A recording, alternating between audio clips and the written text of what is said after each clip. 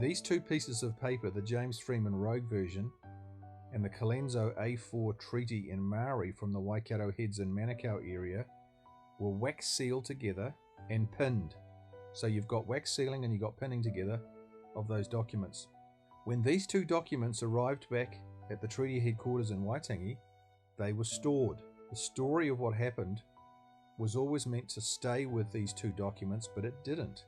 Here's the problem. Over time, the two documents were separated from each other, and the story of how they came together was lost. Hobson, still sick and near death, had to send official copies of the treaty in English to Australia and England.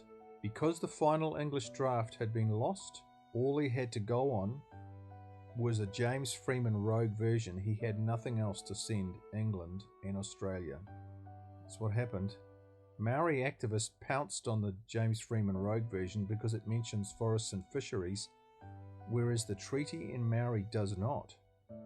In other words, Maori activists thought that they could get more cash and more assets by using the James Freeman Rogue version as the official treaty in English. You see, that's what it was about.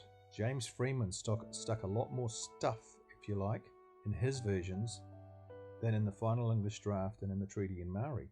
It suited them perfectly, much better than the original English draft and the treaty in Maori, which, as I have said, were identical.